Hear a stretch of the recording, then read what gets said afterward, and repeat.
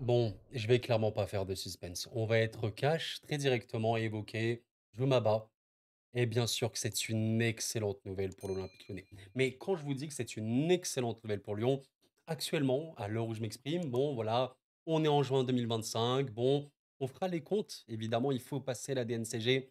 Mais si Lyon passe la DNCG, pour moi, Djomaba sera une des meilleures recrues lyonnaises depuis pas mal de temps et je pèse mes mots. Voilà, certains diront la corotte est dans l'excès machin. Je suis stressé à 0% et j'espère qu'il y a des Lensois qui regardent cette vidéo qui pourront témoigner parce que Djomaba a joué à Lens et je vais vous raconter un petit peu voilà la chronologie de ce joueur-là pour sortir un petit peu l'info. Évidemment, du coup, Guimet qu'on connaît comme journaliste très très loin le plus fiable concernant l'Olympique Lyonnais. Djomaba est en pôle pour être le joueur prêté à l'OL par City parce que voilà, Cherki est allé à City. City allait offrir, on va dire en prêt, dans le cadre de ce transfert-là, un joueur. Alors voilà, on a parlé d'Echeverry, on a parlé de Makati notamment, des joueurs offensifs. Et pourtant, Djemaba, je pense que c'est ouais, sûrement le meilleur le choix possible. Et j'insiste encore une fois là-dessus. Maintenant, bien sûr, il faut passer la DNCG. Il y a d'autres noms qui ont été évoqués dans ce mercato lyonnais dont je vais pas pouvoir vous en parler. Par exemple, Afonso pardon, Moreira du Sporting équipe B. Bon, Danilo de Nottingham, je ne connais pas ces joueurs. Voilà, je ne peux pas vous en parler parce que pour le coup, je ne les connais réellement pas. Par contre, ouais, Jumaba, je vais l'appeler Juma pour cette vidéo, ok? Parce que bah, je sais pas si on dit Ba ou Bah. Voilà, je vais pas forcément écorcher son nom de famille. Mais Juma, les gars, c'est un joueur qu'on a vu très très très peu de temps évoluer. Est-ce que vous savez combien de minutes a Jumaba, Juma, on va l'appeler Juma, en Europe? En fait, c'est très très simple, regardez. Ce n'est pas une blague. La Liga, parce qu'il a été en Liga avec Valladolid, 12 matchs joués, 863 minutes jouées, d'accord? Et en Ligue 1, 10 matchs joués, 686 minutes jouées. En tout et pour tout, si on considère même la Coupe du Roi ou quoi, voilà, il a 1700, entre 1600 et 1700 minutes jouées en Europe. C'est chaud. C'est chaud. Et pourtant, ouais, il est allé à Manchester City. Je vais quand même vous montrer un peu sur sa page Wikipédia. Regardez, il est un joueur de Manchester City. Qu'est-ce qui s'est passé? Comment un joueur qui a joué quelques matchs va comme ça dans un des plus grands clubs du monde du football actuel, dans un des mastodontes évidemment de l'hyperpuissance footballistique, Manchester City. Qu'est-ce qui s'est passé? Bah, je vais un peu vous le raconter, expliquer pourquoi son profil est important et pourquoi c'est un besoin, mais tellement, tellement nécessaire pour Lyon. C'est un défenseur, vous l'avez bien compris.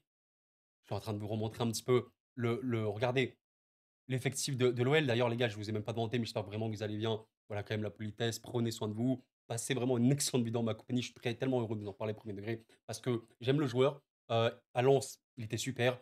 Et pour les besoins lyonnais, parfait. Parfait, ni plus ni moins. Regardons un petit peu le secteur défensif. Je vous invite à laisser évidemment un like si jamais ce genre de vidéo mercato, découverte de joueurs vous plaise. Moi, c'est peut-être mes vidéos préférées. Ce n'est pas une blague. Regardons un petit peu le secteur défensif de l'OL. Bon, il y a Nakate, qui est vraiment un énorme sujet au sein de la communauté lyonnaise parce que tu dois absolument passer la DNCG. Il y a des joueurs qui doivent partir, forcément. Il y a des joueurs qui ont des gros salaires. Nakate, évidemment, il est dans ce cas-là. Bon, en plus, la bande 29 ans. À part Nakate, tu as Tchalitachar. Désolé pour le nom. Tu as Mata, qui, on va dire, la satisfaction. Bon, voilà, tu as Tayo Mari, bref. Mais tu pas grand-chose. De manière très factuelle, tu n'as pas des milliards de trucs en défense centrale côté OL. Et voilà, je sais que de manière générale, ce qui hype le plus les gens, c'est les joueurs créatifs, ultra techniques, offensifs. Bon, il y a quand même de quoi faire pour l'effectif globalement de l'Olympique Lyonnais. Alors OK, Cherki est parti, c'est un manque qui va forcément se faire ressentir, mais disons qu'on a vu une faiblesse absolument enfin, vraiment majeure de Lyon cette saison qui vient de s'écouler. Défensivement, tu pouvais trop prendre l'eau. Est-ce que tu avais un taulier, mais vraiment un taulier de la défense? Tu sais que ce mec-là, il va te rassurer, il va te soulager, il va défendre en avançant, il va remporter ses duels, il va faire en sorte que le dernier pilier, c'est-à-dire lui, va vraiment, voilà, permettre aussi à l'équipe de pouvoir se projeter plus sereinement et d'être un peu moins exposé, par exemple, en 4 contre, je ne sais pas quoi. Il n'y avait pas ça. Mata a pu faire des bonnes perfs. Nakate, bon, c'est un peu parfois les deux extrêmes. Parfois, il est vraiment super. Parfois, c'est beaucoup plus compliqué, même si Nakate a d'autres qualités que c'est l'aspect défensif. Et ben, Jumaba répond parfaitement à ses besoins. Et comme je vous l'ai dit, il faut vraiment s'intéresser un petit peu à l'évolution du joueur. En fait, Juma, bon, c'est un Sierra Leone. Voilà, il faut vraiment le savoir. Sierra Leone, pays d'Afrique de l'Ouest, hein. On va dire, aller entre la Guinée, le Libéria et tous ces pays-là, on va dire. Et en fait, comme vous pouvez le voir, il joue en Sierra Leone, hein, littéralement. à partir de 2024, comme vous pouvez le voir ici, il signe le 26 août 2024. Donc ce qui est dingue les gars, c'est que 26 août 2024, alors je m'exprime, c'était il y a même pas un an. Il y a même pas un an, vous comprenez ce que je suis en train de vous dire? Donc la première vraie saison qu'il a eue en Europe, c'est la saison 24-25. Il a 19 ans, j'ai oublié de le dire. 11 avril 2006, c'était en 2006. Il a 19 ans, OK. Donc, il a signé un contrat le 28 août 2024 à Valladolid, on connaît évidemment en Espagne. Après un match seulement disputé avec, on va dire, la réserve de Valladolid, il est appelé en équipe première. Voilà, par le coach. Et il a fait ses débuts donc, en Liga le 21 septembre 2024. Et qu'est-ce qui s'est passé? 21 septembre 2024, premier match de Djouma en Liga. Octobre, novembre, décembre, janvier. 4 mois plus tard, 27 janvier, il signe avec le club anglais Manchester City. Donc ça va très très vite. Il a été repéré, je ne sais pas si on peut le voir ici, bah voilà, il est repéré par un observateur sportif de Valladolid. C'est dingue. C'est fou de se dire, pour lui, mais tout est allé à une vitesse de fou, hein. Il était en Sierra Leone, voilà, tranquille machin. Août 2024, il va en Liga en Espagne, évidemment gros championnat. Quelques mois plus tard, il signe à City. Tu comprends pas, vraiment tu comprends pas ce qui se passe. Et je pense que, voilà, si vous posez la question, parce que normalement si vous regardez ce genre de vidéo, vous posez la question: «Est-ce que le joueur est bien pour Lyon?» machin, vous avez compris que je suis pas en train de vous cacher la chose, bien sûr que c'est parfait. Et de toute façon, posez-vous la question, c'est un très jeune joueur. Il a joué, allez, 10 matchs, un truc comme ça, en Liga et City le recrute. Si City recrute ce genre de joueur-là, la qualité, elle ne fait pas de défaut. Donc voilà, il a signé à City et dans la foulée, il a été directement prêté à Lens où il a pu faire des matchs de très haut niveau. Et pour ceux qui étaient un peu voilà, présents, on va dire, dans le mercato hivernal, je faisais un peu, je crois, une vidéo, les 10 recrues un petit peu à suivre pour ce mercato hivernal. J'avais évoqué Djouma pour le RC Lens parce que ce mec-là, je pense qu'il peut être relativement intéressant. Et les gars, étant donné qu'il a joué très très très peu de matchs dans sa carrière, il a, voilà, on va dire en Europe, joué 1500 minutes environ, pour vous dire, hein. Vous pouvez tout retrouver hein, sur Internet. Là, je vous ai retrouvé des images de son match face à Marseille parce que voilà, je peux vous montrer un petit peu voilà, 3 matchs que j'ai pris où il a été très performant. Également contre Lyon, vous vous en souvenez, je pense, les Lyonnais, match qui a fait énormément de mal émotionnellement, bah, bien sûr, parce que ce match-là, tu devais le gagner. Bah, Lyon a eu une productivité extrêmement faible dans ce match-là, on s'en souvient. Extrêmement compliqué de passer la défense lensoise. Il y avait qui en défense? Il y avait qui en défense? On le voit ici. Je peux également vous prendre ce match-là contre Saint-Étienne, voilà, pour montrer un petit peu, le rival, de Lyon évidemment et face à Marseille. Ça, c'est les images que j'ai ici à vous montrer, c'est face à Marseille où, également l'OM a eu énormément de problèmes de créativité dans ce match-là avec encore une fois, performance de Bas qui était, très, très bonne. Bon voilà, au final, j'appelle Bas, Djouma, vas-y, on va dire, on le fait au feeling. Mais au final, là, je veux juste vous montrer avant de vous montrer les images, les stats papier du gars, elles sont vraiment, enfin, énormes. Pour vous dire, là, vous prenez, contre l'OM, vous avez Gradit, il y a Lens généralement joue avec une défense à 3. Ce sera une question, comment l'OL jouera? Défense à 2, défense à 3. Alors de ce que j'ai vu en fonction, hein, en vrai, de ce qu'il peut faire, il peut jouer dans les 2 pour moi sans problème. Franchement, il est juste tellement bon dans la défense qu'il peut jouer dans n'importe quel système. En tout cas, par exemple, ici, vous avez Gradit, bon voilà, il y a un duel aérien remporté, il y a un duel au sol remporté sur 2. OK, 13 actions défensives, c'est vraiment OK, hein, vraiment. C'est même bien, c'est honnêtement bien. Voilà, 4 récupérations. Bon, un tac raté, OK. Regardez un petit peu, Djouma.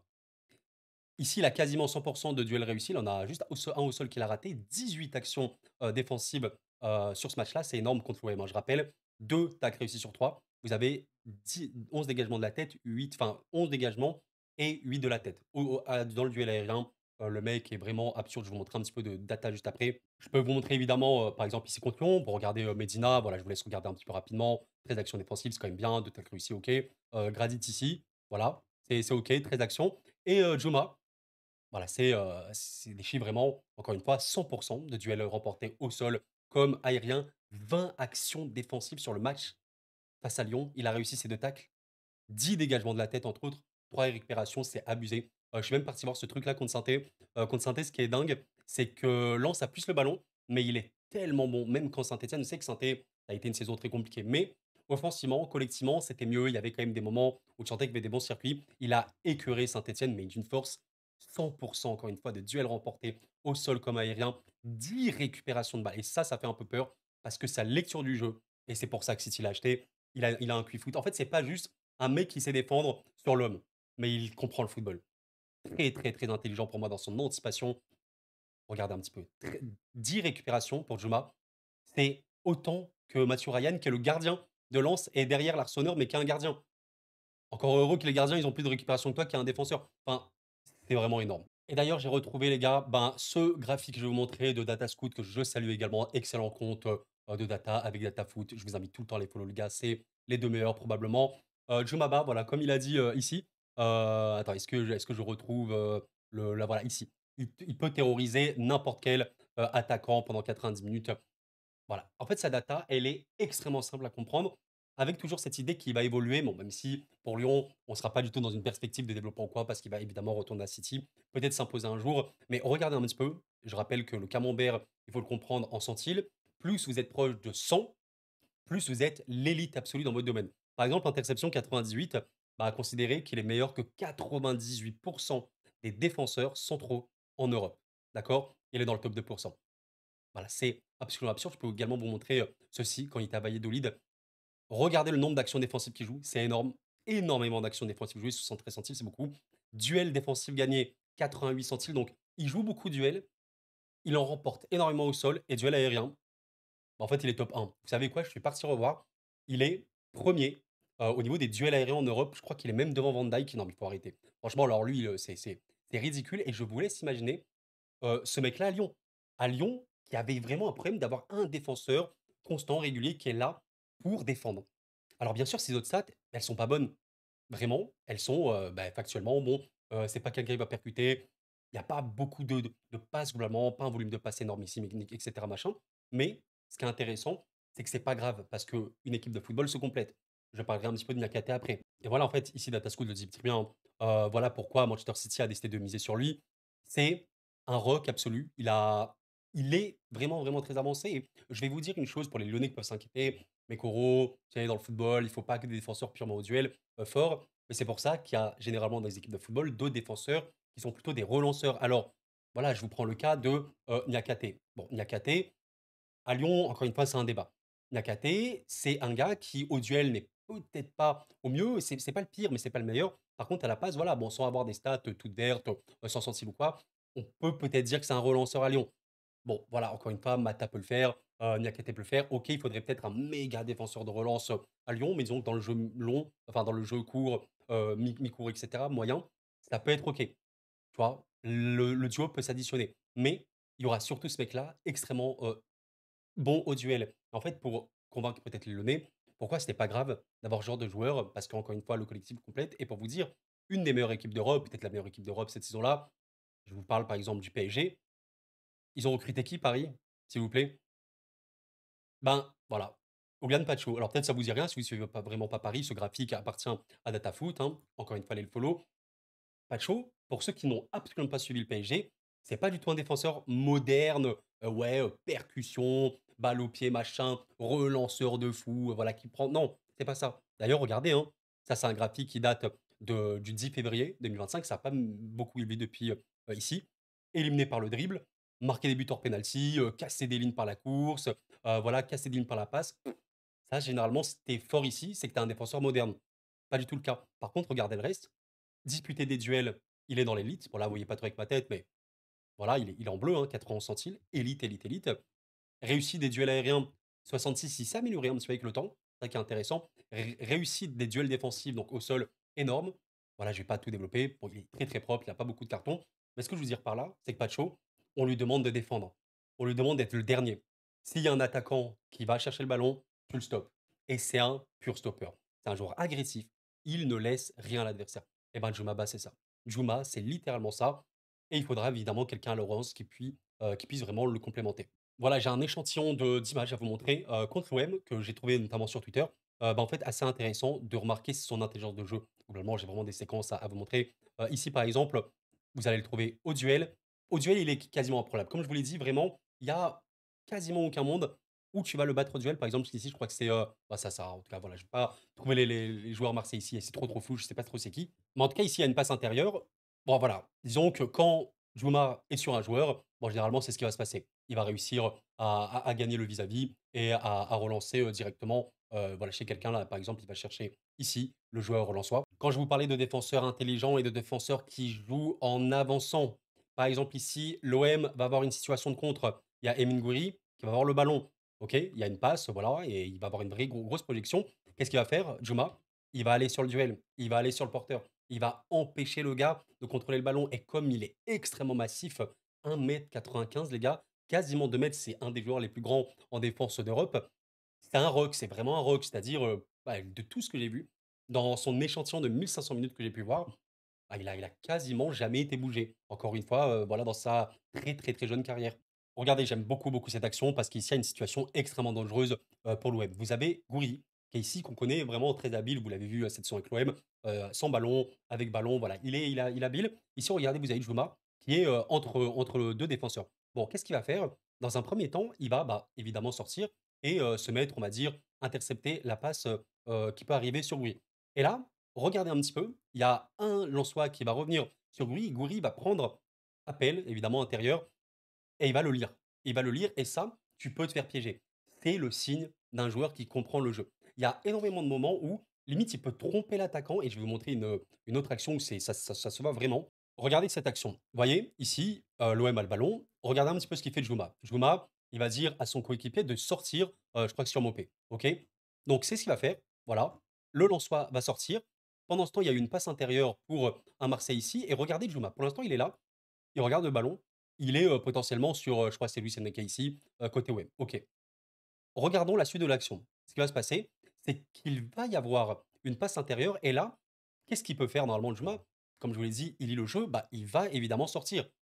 Normalement là, il va sortir, sur, le joueur Marseille ici pour l'empêcher de prendre le ballon et pour gagner son duel. Comme je vous l'ai dit, il est tellement fort qu'il aurait gagné. Mais ce qui est dingue et c'est là le QI-foot, regardez un petit peu ce joueur-là. Il y a un appel, je crois que c'est Mopé encore une fois. Il y a un a en fait, c'est un joueur en triangle avec fait l'OM. Tac, tac, avec un appel en profondeur de Mopé et dans ce cas-là, la défense peut complètement se faire avoir. Si Djouma, ici, sort sur le Marseillais et ben, il y a un monde où en fait la passe va passer et ça peut générer une méga situation pour l'OM. Donc ce qui est fou, c'est que dans un premier temps, Djouma, il donne, malgré son jeune âge, hein, des consignes à son coéquipier. Le joueur sort, mais il sort, donc Mopé, il est libéré. Il peut aller. Et là, la passe intérieure ici du Marseille, regardez ce que ça va donner. Au lieu de sortir, parce que là, Djouma ne sort pas, parce qu'il a compris un petit peu ce qui va se passer. Il voit l'appel. Encore une fois, je pense que c'est Mopé. Et qu'est-ce qu'il va faire?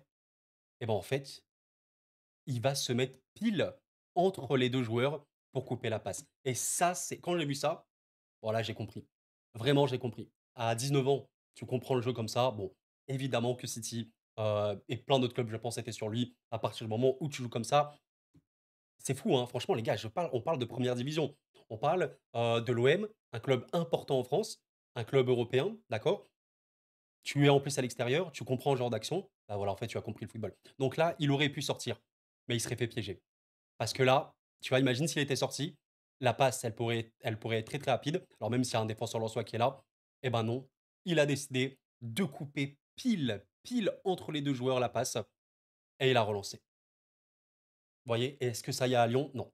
À Lyon, vous avez souvent vu, hein, ces actions-là où la défense recule à fond, tu es hyper stressé, hyper dispatché. Et ben là, regardez, vous avez un taulier, mais un taulier de la défense. Ouais. Dire que Lens, pendant 6 mois, a eu Kusanov, qui est également parti à City, et 6 autres mois, ils ont eu ce mec-là. Bah ouais, ça, Kusanov également un défenseur de fou, avec des qualités de relance en plus assez exceptionnelles. Donc voilà, c'est dingue. Quasiment impossible, hein, j'ai remarqué ce genre de passe, vous voyez, des passes très très directes comme ça, c'est ce qu'il faut hein, avec des attaquants qui décrochent. Mais voilà, dans ce cas-là, il y a toujours, toujours Djouma qui va sortir, mettre son pied, empêcher en fait le défenseur d'exister. C'est très, très compliqué. C'est un vrai poison, hein. C'est en 1v1 pur, c'est un poison, mais un poison, vraiment, il va donner mal à la tête à énormément d'attaquants de Ligue 1. Même action, hein, ici, a vraiment une passe très, très dangereuse, hein. Regardez de l'OM qui traverse, qui casse complètement le bloc lensois. Mais, encore une fois, regardez hein, le duel. Hein. Vous voyez à droite de l'écran, l'arbitre ne siffle même pas faute parce qu'il ne fait pas faute. Factuellement, il est propre dans ses interventions. Donc, alors il fait des fautes, hein, mais ce que je veux dire par là, c'est que c'est pas, voilà, des fautes d'anti ou quoi. Non, juste il est juste trop fort au duel. Voilà, littéralement. Encore une fois, regardez un petit peu ici, Rongier qui va trouver une passe intérieure, encore une fois assez dangereuse, qui bat le bloc, lensois. Et là, regardez ce qui se passe. Mais encore une fois, Djouma, là je crois que c'est sur Emin Gouiri, eh ben, il va sortir sur lui et il va remporter son duel. Et là, il percute un petit peu quand même et il va trouver une passe intérieure qui, aura donné peut-être une petite sortie de balle pour Lens. Voilà. Alors pour terminer, parce qu'en vrai, c'est un petit peu toujours la même chose, je vous parlais des duels aériens. Bon, j'ai pas besoin de vous, faire une photo. Au duel aérien, bah, en vrai, bon, il sera la large, large majorité du temps, vainqueur et même en fait dans sa lecture, Là, je vous ai montré, quelques petites séquences de centres. Voilà, regardez un petit peu. Il y a des centres très souvent pour Emin Gouiri. Il sera toujours là pour comprendre le jeu. Très, très bonne lecture de jeu, comme je vous l'ai dit. Il va remporter ses duels, même dans les centres comme ça, intérieurs, potentiellement très dangereux, vous voyez, qui peuvent fuir. Il se propose et il arrive à défendre quand même. Voilà, même ici où potentiellement Gouiri peut avoir le ballon, il va sortir de sa position. Voyez un petit peu, regardez, les 2 images sont très parlantes. Il est sur Gouiri, mais il voit le ballon et il y va. Il est sur Gouiri, il va sur le ballon. Il est sur Gouiri, il va sur le ballon. Voilà, grosso modo, c'est à peu près ça. Et écoutez, je pense qu'on a à peu près tout dit sur notre cher Juma. Bon, je pense que ça suffit dans cette vidéo. Alors, j'ai un peu bafouillé par moment, mais c'est quand je suis très hype, je suis vraiment, vraiment hype. Et ce que je souhaite aux Lyonnais, bah, bon courage à la DNCG. Le pire du pire, c'est évidemment que la DNCG n'autorise rien. Ce serait catastrophique. Après, je sais pas s'il est prêt. Peut-être c'est un peu différent. Mais ouais, dans tous les cas, si ce mec-là vient à Lyon, pour l'instant, voilà, on n'en parle pas trop. Les défenseurs, c'est un peu moins hype, et cetera. Je me mouille sans problème. Si ce mec-là vient à Lyon, c'est une des meilleures recrues lyonnaises depuis quelques temps. En tout cas, parmi les meilleures. Dans plein de rôles, de proches civils, et cetera, différents, et deviendra rapidement un des chouchous, du parc OL, de l'Olympique Lyonnais, de manière générale, parce que vous auriez la sensation, et croyez-moi, hein, en tant que supporter parisien, j'ai également vécu ça quand Pacho est arrivé au PSG, la sensation, en fait, de se dire: «Ah, je dors tranquille». Parce que même s'il y a un contre machin, bah, en fait, tu as un malade. Tu as un malade qui gagne tout au duel. Pacho gagne à peu près tout au duel. Et ben, ce mec-là, il a même des stats par rapport à Pacho qui sont encore meilleurs, purement et simplement au duel. Pour vous dire la folie, du truc. Donc je vous le souhaite, je vous le souhaite. Voilà, encore une fois les gars, on espère que la DN6 va passer. Voilà, pour le bien même du football français, je suis pas du tout supporter lyonnais ou quoi, même si évidemment je suis pour Lyon en Europe. Et il faut absolument que Lyon puisse exister en Ligue 1, extrêmement important. Je vous le souhaite. Bref les gars, bah, n'hésitez pas à laisser un petit like, franchement, ça prend 2 secondes, ça m'aide énormément. Si vous appréciez ce genre de vidéo, je kiffe ça. Bon, est-ce que les Lensois sont un peu, je pense que les Lensois sont un peu deg, mais en même temps, pas aussi content de les retrouver, en Ligue 1. Mais ouais, Lens a vraiment vécu une saison particulière. Au moins sur la seconde partie de saison, ils ont pu avoir une grande satisfaction et c'est ce joueur-là. Donc super cool. En plus, voilà, joueur jeune, tu là, voilà, on connaît pas trop, c'est que les débuts, c'est magnifique. Putain, ce mec-là, quand il se développera un peu comme Kusanov ou quoi, là, ça peut donner, vrai, vrai, vrai, vrai délire. Très hâte d'observer tout ça. Djoumaba à Lyon, bon, voilà, c'est, selon Hugo Guimé, clairement le joueur qui viendra. Maintenant, il faut qu'il vienne. On verra bien ce que ça va donner. Mes chers amis, je vous remercie d'avoir suivi la vidéo. Prenez soin de vous, sincèrement, c'était Koro et la paix sur vous.